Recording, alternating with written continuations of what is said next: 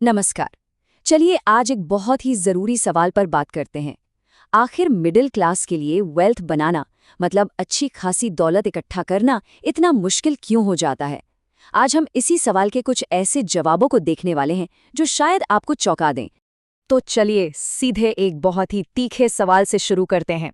ये एक ऐसा सवाल है जो शायद थोड़ा असहज लगे, लेकिन हो सकता है कि इसका जवाब बहुत सारी चीज़ों को साफ कर दे। देखिए, अक्सर हमें लगता है कि पैसे की कमी की वजह बाहरी हालात हैं, लेकिन हमारे सोर्स का मानना है कि सबसे बड़ी रुकावट तो हमारे अंदर ही है, हमारी अपनी सोच में।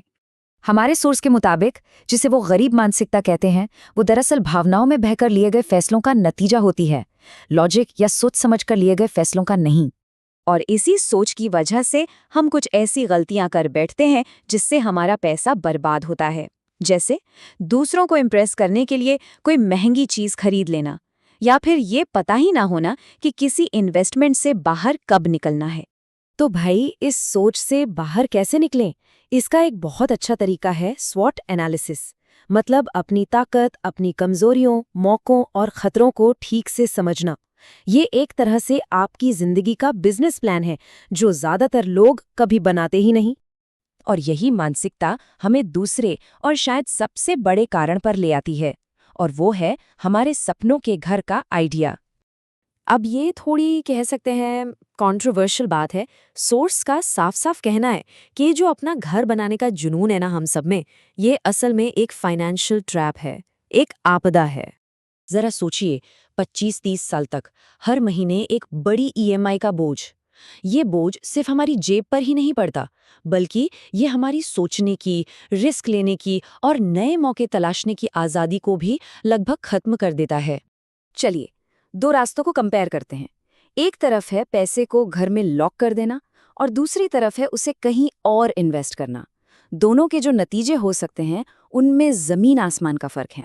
अब बात करते हैं तीसरे कारण की, जो हमारी सोच और हमारे फैसलों पर बाहरी असर के बारे में है। मतलब हमारे दोस्त, हमारा सोशल सर्कल।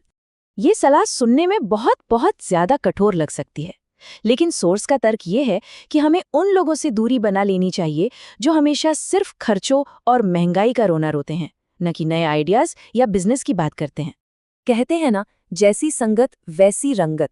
अगर हमारे आसपास के लोग हमेशा कमी की ही बात करते रहेंगे, तो हम कभी भी आगे बढ़ने की सोच बना ही नहीं पाएंगे।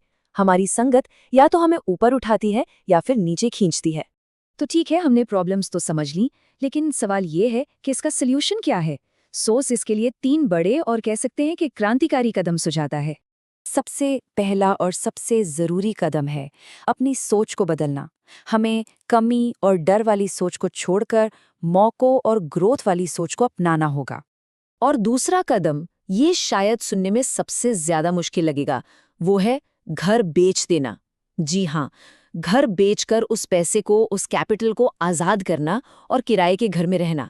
मुझे पता है ये सुनने में बहुत डरावना लगता है, लेकिन इसके पीछे की सोच ये है कि आपकी जो बड़ी पूंजी फंसी हुई है वो काम पर लग सके। और फिर आता है आखिरी कदम, उस आज़ाद हुई पूंजी और समय को नई स्किल्स सीखने, अपना ज्ञान बढ़ाने और ऐसी जगहों पर इन्वेस्ट करने में लगाना जहां से रेगुलर इनकम आए। तो इस पूरी बातचीत से, इस पूरे विश्लेषण से हमें कौन सा सबसे ज़रूरी सबक मिलता है? तो फिर असली दौलत आखिर है क्या? ये कोई घर या गाड़ी नहीं है। असली दौलत तो हमारे दिमाग में है। एक ऐसा दिमाग जो लगातार सीखता है, जो कैलकुलेटेड रिस्क लेना जानता है और जो मौकों को पहचानना जानता है। और सबसे आखिर में एक बहुत गहरी बात कही गई है, अपनी प्रेरणा बदलिए। सिर्फ अपने लिए पैसा कमाने के बारे में मत सोचिए, बल्कि ये सोचिए कि दूसरों की मदद कैसे की जा सकती है। जब हम दूसरों की जिंदगी में कोई वैल्यू ऐड करते हैं, तो पैसा अपने आप आने लगता है। और यही वो आखिरी सवाल है जो हमें खुद से पूछना है। हमारे फाइनेंशियल तरक्की को असल में रोक कौन रहा है? हमारे बाहरी हालात या हमारी अपनी सोच?